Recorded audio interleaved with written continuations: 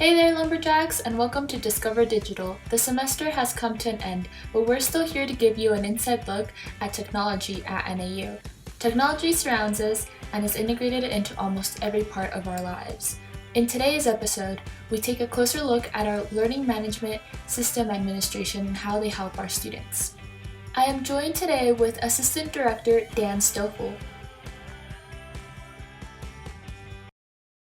Hi, Dan. How are you doing? Good morning. I'm doing well, Alejandra. How are you? I'm good too. It's been Good. a busy morning, but I'm really excited. Excellent. Me Would you too. would you like to introduce yourself a little bit and explain kind of what you do at ITS and all the Sure. nuts and bolts? Yeah, that would be great. My name is Dan Stoffel, and I am the Assistant Director of Academic and Research Technology Services, or ARTS, with ITS. And our main focus is on providing platforms for and supporting various instructional technologies, specifically for academic use, as opposed to for more administrative use like PeopleSoft or OnBase. We're really focused on academic technologies. Yeah. And we have really four main teams within ARTS. So one is classroom support, and they design and acquire and install and support and fix the technology in our classrooms and other learning spaces, so really any space that's used for teaching and learning.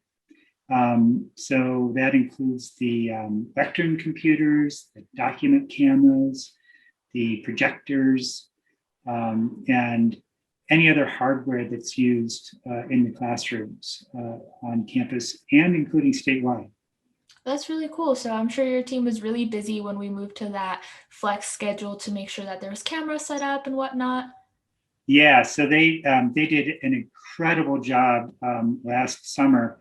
Really, once it looked like COVID was becoming serious, they started sourcing equipment already.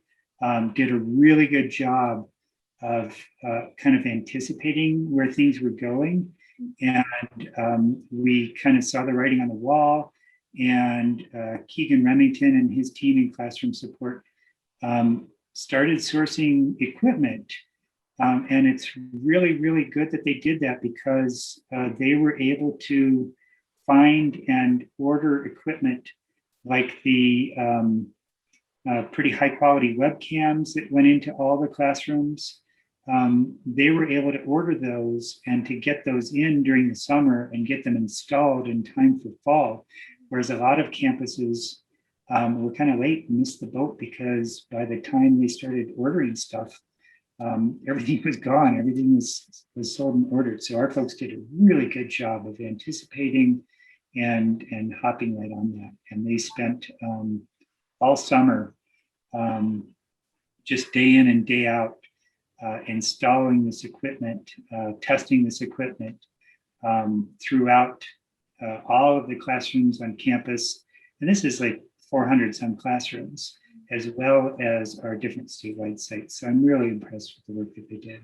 Yeah, I'm really thankful from like a student perspective. I thought classes were awesome. I know that professors had other options of like doing Blackboard or Zoom and stuff, but all I know is that I was able to see them even if they were in the classroom and I was able to hear them. So I'm super That's thankful for that. And I also know, I don't know if you guys did this, but there was like some kiosks that were placed around campus as well, so that we could do that like like I know that there's one outside of the ITS building where there's like a little webcam outside and you can talk to the receptionist at the front desk before even coming inside. So I thought that was really cool too.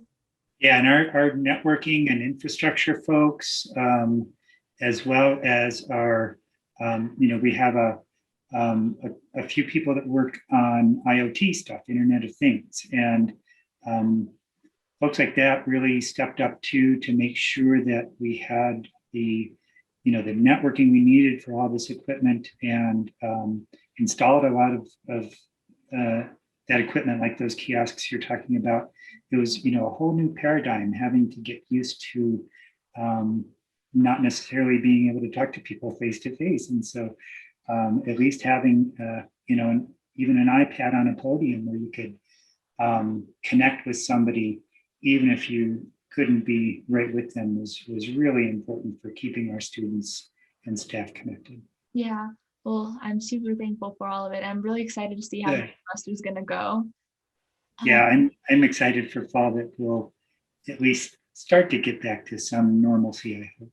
Yeah, I hope so too. So from your perspective, what makes you decide what course management systems are best for NAU? Like what makes you choose like Blackboard instead of Canvas, or like what I know that we use Top Hat here and there for certain courses too. Mhm. Like how do you guys figure that out? Well, thankfully, I don't make all of those decisions. So that happens above my pay grade. And it's good. We shouldn't have, one person making all of those decisions. So periodically, NAU will do a whole review of every system on campus, large and small.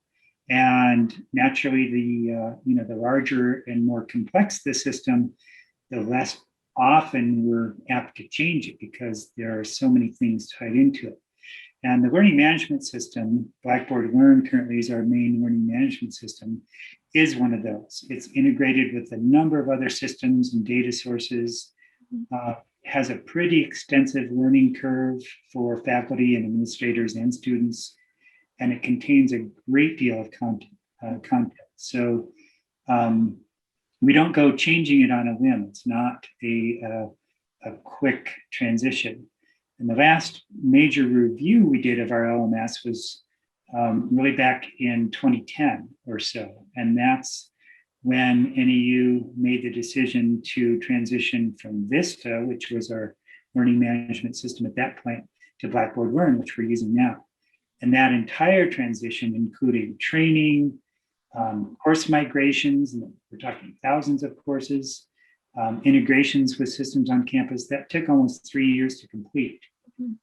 And we've now started another review recently. Again, that's being led by the academy, by the academic folks on campus, leading that effort with input and assistance from ITS.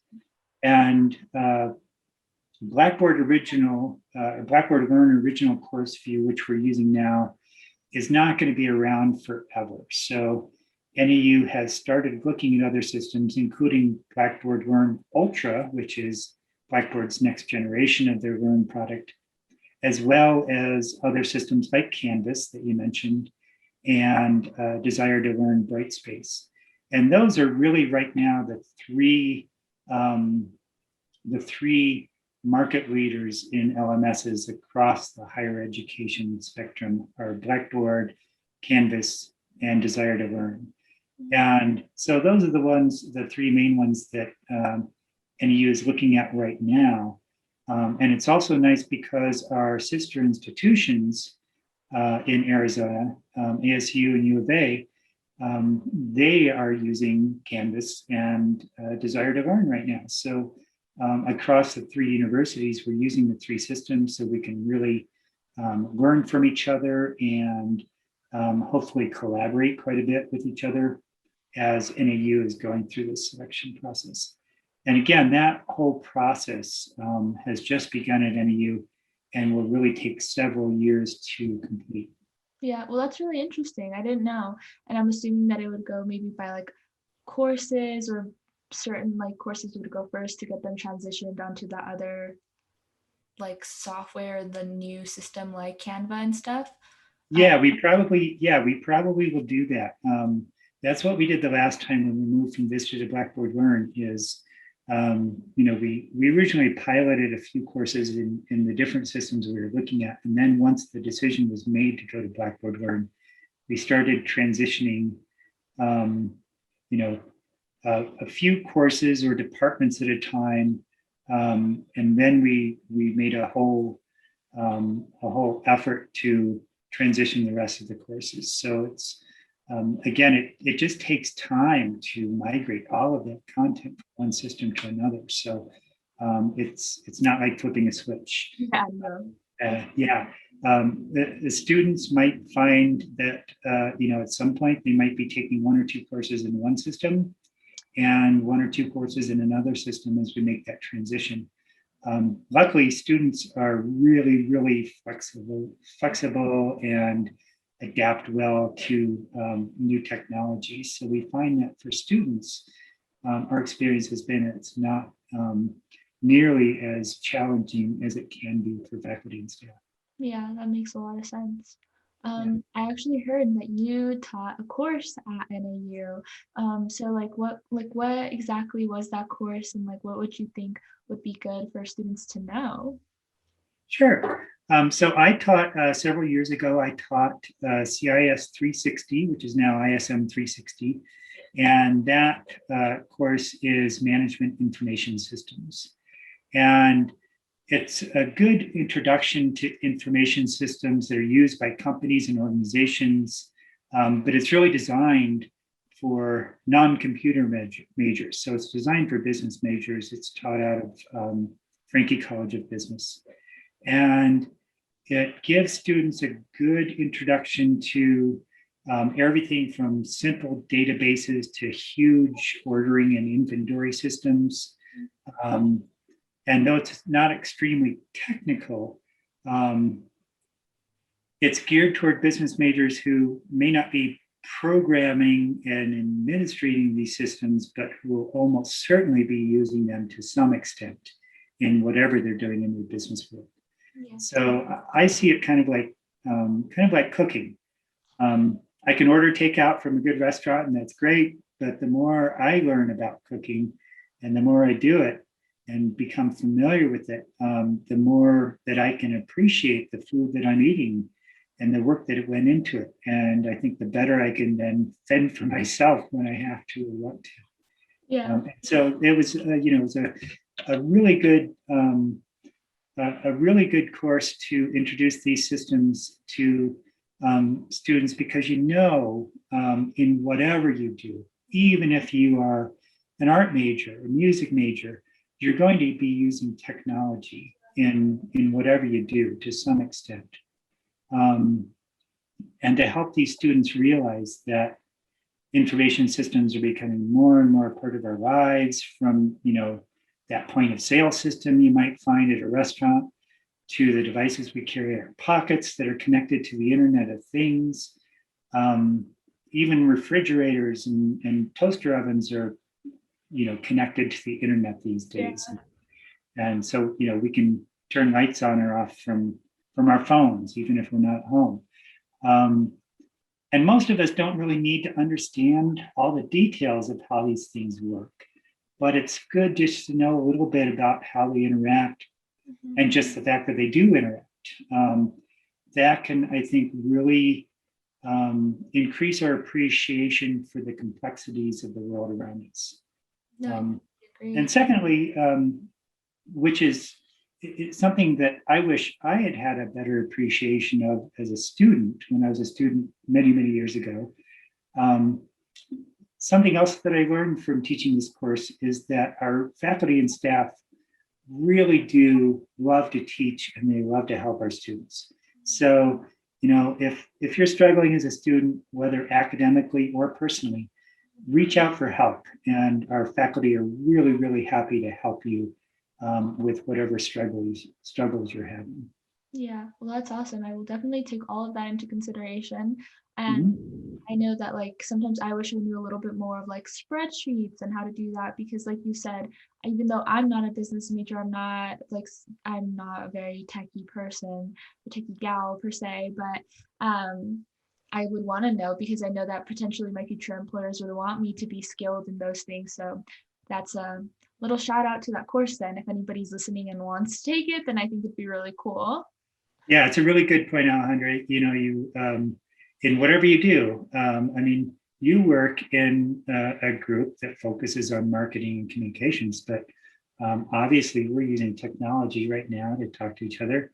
In fact, as we were starting this meeting, you and I figured out a few challenges with our microphones and speakers and everything for this podcast. So it just kind of goes to show you how this technology is really becoming integral to to whatever we're doing. I was thinking about that because if you hadn't told me how to fix my mic and it was just, I was interviewing somebody else that also didn't know anything about technology, I'm like, oh, well, then there goes that. And now you can help the next person, right? Because yes. you know what to look for. Yes, I know exactly what to look for now. And I'm just so thankful that I learned so much from all you folks at ITS because I learned so much. And I think it's just so cool. And I want all students to learn as much and care about things like that because little things, just little things like that, like making a mic work, make your life so much easier.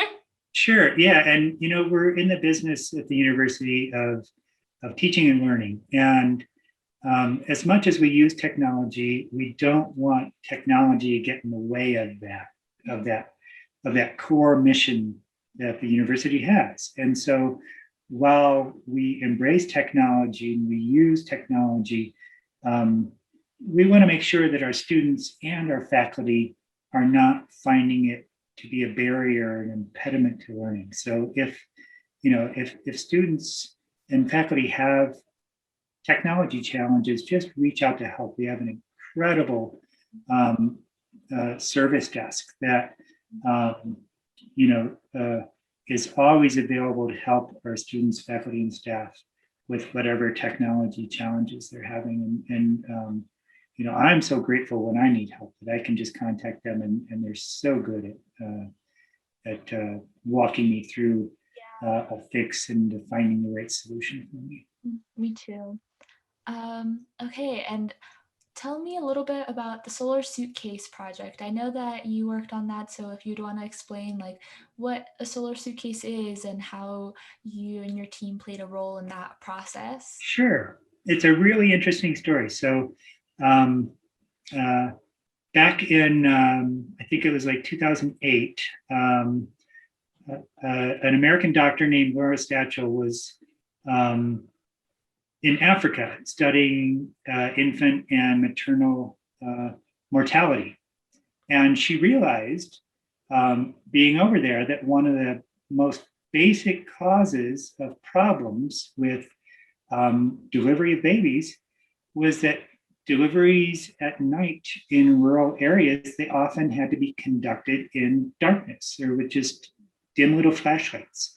They just simply did not have light. And care could be delayed for hours while waiting for the sun to come up. It's just such a basic thing. It's hard to get our heads around living in this country, but she was just kind of blown away by this. And so she worked with her husband, Hal Aronson, who's an engineer and does solar work and solar education.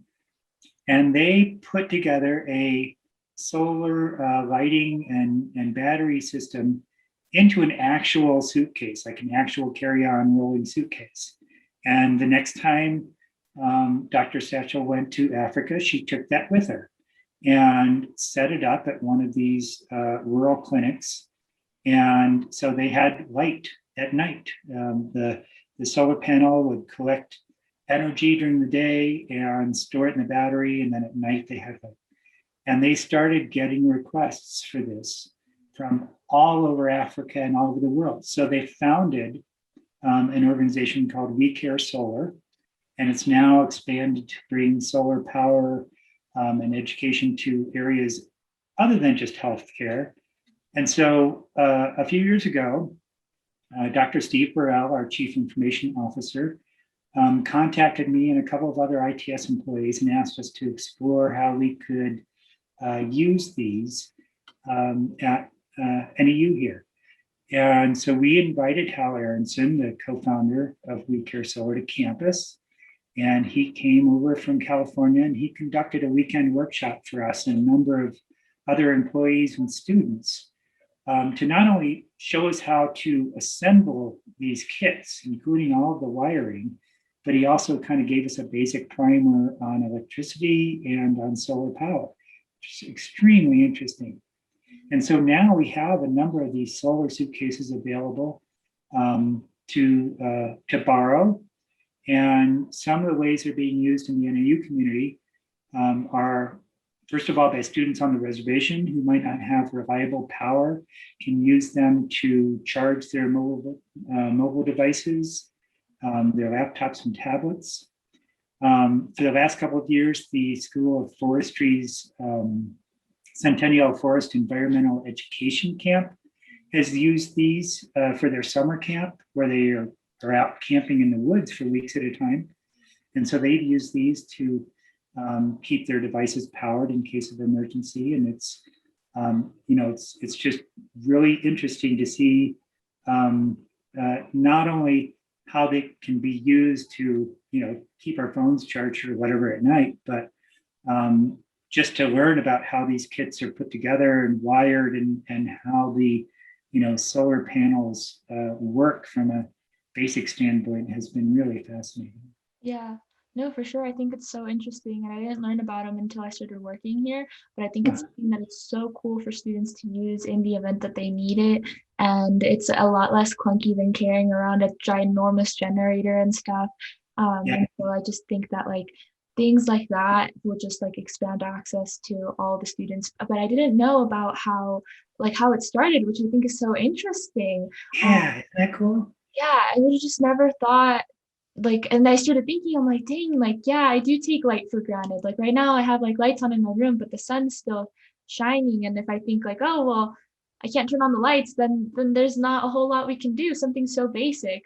But Yeah, and if you're a doctor caring for a woman out there and you have no light, it's hard to imagine. But it's really wonderful what they've done. yeah, no, that's awesome.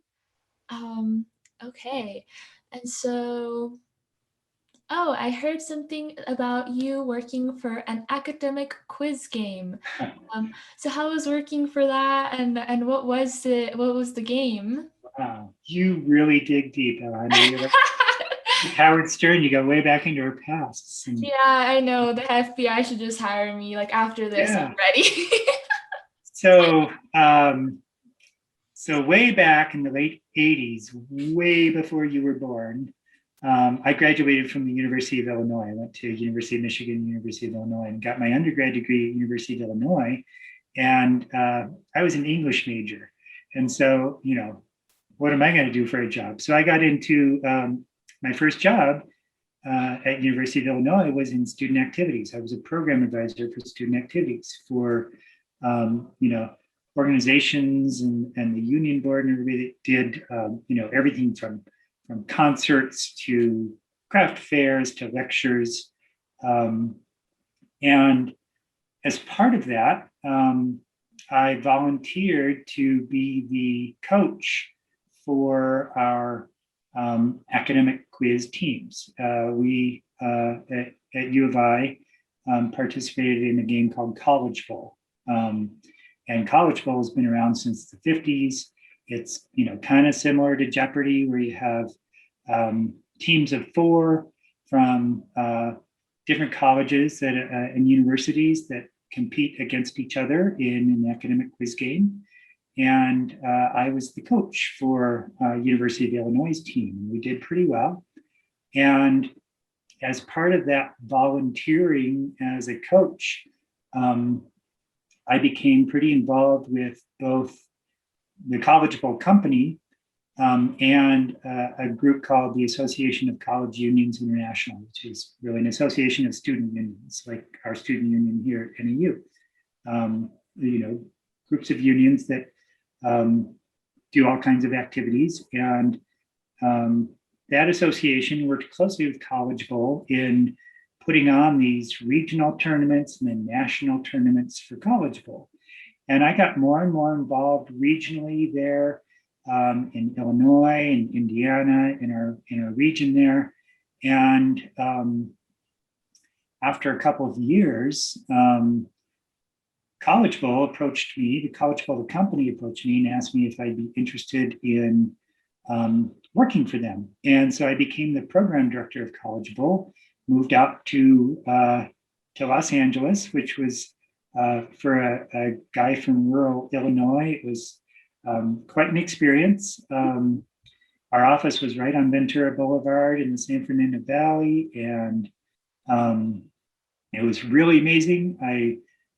We worked with about 350 colleges and universities, along with that Association of College Unions, in doing everything from, I did everything from writing questions and editing questions to putting together the marketing materials for College Bowl, selling these, questions to the different colleges, organizing these regional and national tournaments.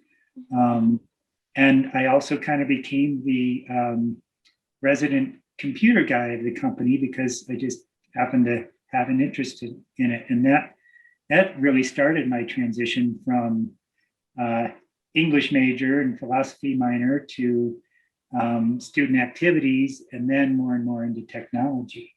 Mm-hmm. And so I did that in California from 1990 to 94, and then made the decision to go back to University of Illinois to student activities for a while. And from there, I was hired by a local internet service provider in Champaign-Urbana, where the University of Illinois is located, to provide internet service around the region. And that got me more into technology until I came to NAU in 1998.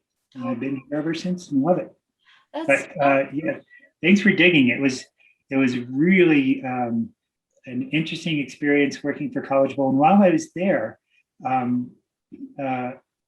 something very, very cool. We worked with American Honda to create a version of College Bowl specifically for historically Black colleges and universities. And so that was called Campus AllStar Challenge, was a kind of a spin-off of College Bowl specifically for HBCUs. And so I also got to work with like 87 different historically Black colleges and universities to bring this academic quiz game to their campuses. And it was so wonderful putting together these regional tournaments for Campus All-Star Challenge, bringing those kids out to Los Angeles for national tournaments, and that was televised on BET. And so, we would bring them, and we would have trips to Disney and Universal Studios, and celebrities would come in and talk to these kids. And it was just a really, really rewarding experience. Yeah, no, that's awesome. That sounds so cool. Is it still going on? Yeah. College Bowl and Campus All-Star Challenge are still going on. I'm not even sure if they're still televised, Campus All-Star Challenge, but yeah, it's definitely still happening. I've thought about trying to see if I'm not even sure if NAU has a team. I've thought about getting back into coaching. Hopefully I don't have too much inside scoop on how the questions are written and put together and everything, but it might be interesting to get back into it a little bit. No, I think it'd be awesome. And I think it'd be really, really cool for the NAU community to be able to participate in something like that. And all the experience, you'd just be perfect to be able to help out. Yeah, it's a great way to blend learning and academics with competition. So, I really have a deep love for it, and I'm really glad I had that experience. Thanks for digging that up. No problem. I'm so glad that you were able to share that. And I think it's really, really cool. I didn't know that you were an English major and philosophy minor. So I think it's so interesting to see how that's how you started, and now you're in IT, which is super cool too.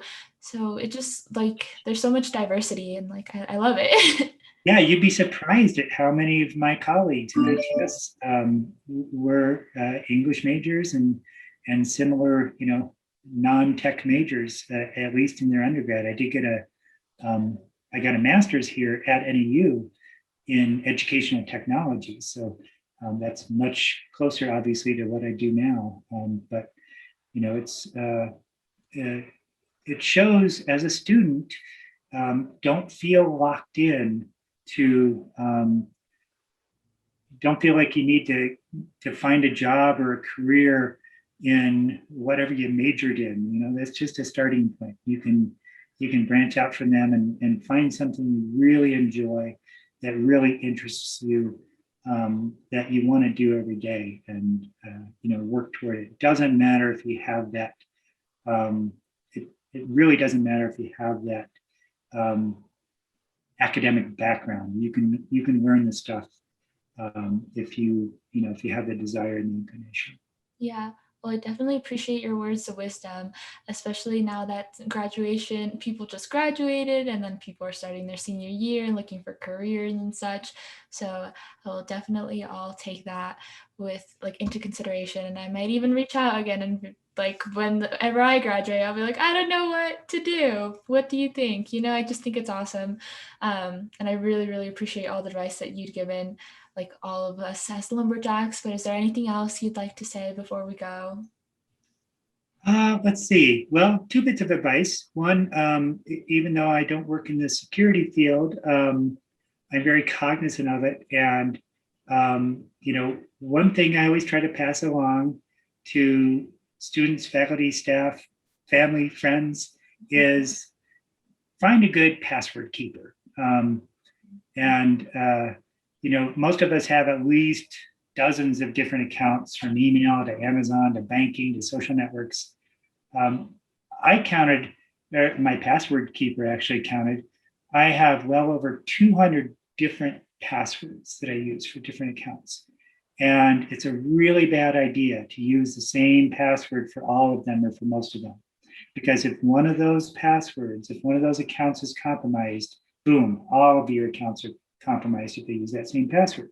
Mm-hmm. So a password keeper like LastPass is the one that I use, but I'm not getting paid to recommend them. There are a number of really good programs that lets you use really good, complex passwords that you're not going to remember, but the password keeper will remember for you. And so you can use a different password for each of those dozens or hundreds of accounts. And the password keeper will store those in the cloud for you, so you can access them at any time from your browser, from your phone, etc. Most of these password keepers have free options, so I just say check them out. NEU's security team does an incredible job of protecting our data, but it's really on all of us to keep our own information secure. So find a password keeper. And then the only other thing I wanted to pass along is just this past year with the pandemic has been really challenging for everyone, students, faculty, staff, our families. And I'm really just so grateful for how our students and faculty and staff have stepped up and responded. Global pandemics are never fun, I'm sure, but with a lot of innovation and a lot of patience and a lot of hard work, we did get through it. I think we thrived. I'm hearing that NEU's student retention even increased a bit, which is just amazing in such a strange year. And I think we will come out of it even stronger. So I just want to thank all of our students and faculty and staff and ITS and my colleagues who helped make that happen. Well, thank you so much. I really appreciate all of that. And I'm very thankful for everyone around us. Like you said, pandemics are hard, and it's really, it makes us appreciate a lot of little things more, just like being able to be in the office with somebody else, in the classroom, going to the grocery store and not having to worry about things. So I really appreciate everyone's patience, like you said, and this is just so cool. And I'm thankful that you took the time to talk to me today about all the things and all your knowledge. I really appreciate it. Well, thank you, Alejandra. It's good to talk to you. Good to get to know you a little better. And thanks for doing these podcasts. This is great. Thank you. All righty.